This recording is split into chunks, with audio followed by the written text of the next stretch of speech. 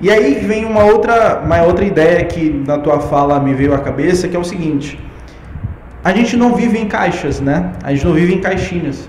Então, certamente, existem pontos políticos, existem ideias econômicas que tu tem, talvez, que sejam, e eu também tenho as minhas, que sejam mais esquerdistas, mas outros pontos são mais direitistas, né? E a gente está vendo hoje um caminho de bipolarização, onde ou você é isso ou você é aquilo, onde você tem que se adequar a essa situação ou àquela. Isso é perigoso porque a nossa diversidade de compreender o mundo, a nossa sociedade, ela acaba sendo limitada a um caminho que às vezes a gente nem entende, a uma perspectiva que às vezes a gente nem compreende de fato, que, por exemplo, são as ideologias dos partidos. Esses partidos que a gente conhece hoje, o PT, por exemplo, o PSDB, quem são esses partidos? O que esses partidos representam para a nossa sociedade? Historicamente, a gente poderia dizer que essa ideia de bipolarização ela não é atual, que existe um caminho já trilhado em relação a um caminho, a uma eleição, às eleições que sempre buscam colocar o bem ou o mal, né? O herói ou o vilão. Essas narrativas elas são muito rotineiras no nosso país. Talvez um dos momentos que iniciou esse processo foi o período ali da era Vargas, quando Vargas ele é aclamado pela população como o pai dos pobres, principalmente após tirar sua própria vida.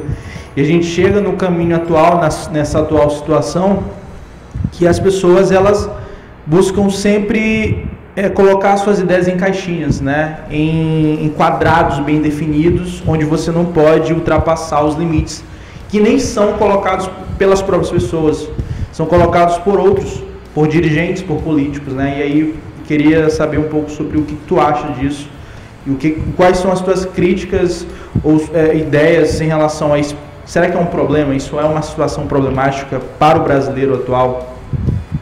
Tu falou que você tem um lado o vilão e o herói, né?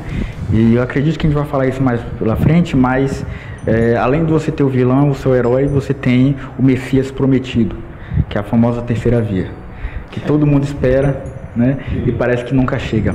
Mas enfim, de fato, a formação ideológica dos partidos políticos de fato é muito confusa, né? E isso é um problema para a democracia, né?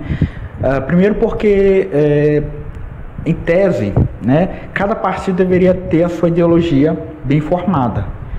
Essa ideologia clara, esclarecida, ela deveria apresentar-se para os grupos sociais, para as pessoas do eleitorado, da forma mais evidente possível. Assim, as pessoas poderiam compreender e decidir em quais líderes elas querem eleger. Só que uma das características da formação partidária, da ideologia partidária no Brasil, é que as ideias são muito confusas, né? Só até fevereiro desse ano o TSE contava 32 partidos políticos, né? Quer dizer, você não tem 32 ideologias, né? Isso é um ponto, inclusive, que o próprio governo de Bolsonaro atacou, né? E aqui vale uma ressalva. O pluripartidarismo, pode perceber, o pluripartidarismo ele é sempre um ponto que é colocado em xeque por autoridades, por políticas autoritárias. Quase todas as políticas autoritárias elas tendem a atacar o pluripartidarismo. Não pela ideia simples de que não há tantas ideologias, né? Mas pela ideia de que você deve acabar com a pluralidade representativa, né?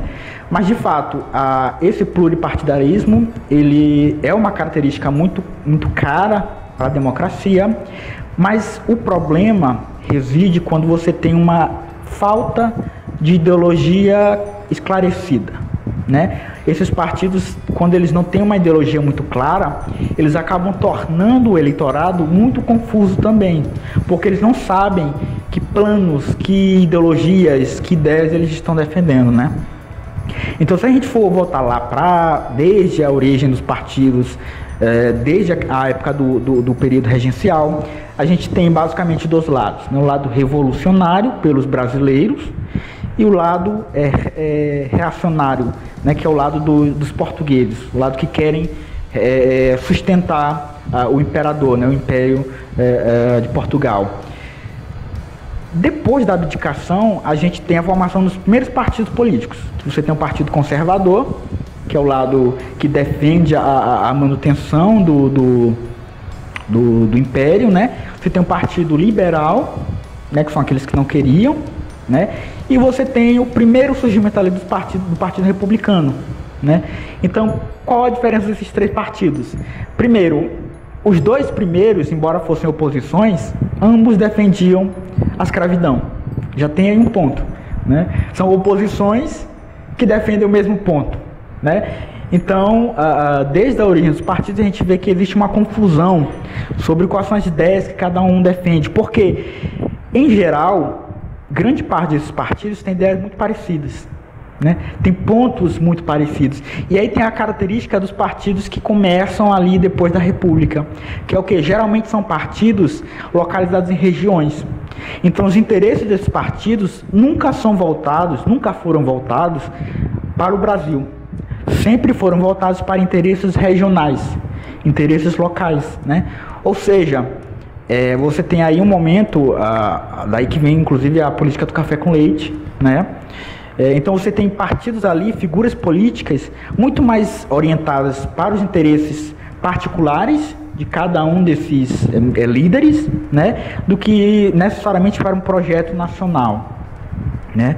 Depois da redemocratização, né, que você vai ter propriamente dito partidos políticos mais plurais, né, com tanto de esquerda quanto de direita, mas ainda assim você ainda tem uma certa confusão sobre a ideologia desses partidos, né?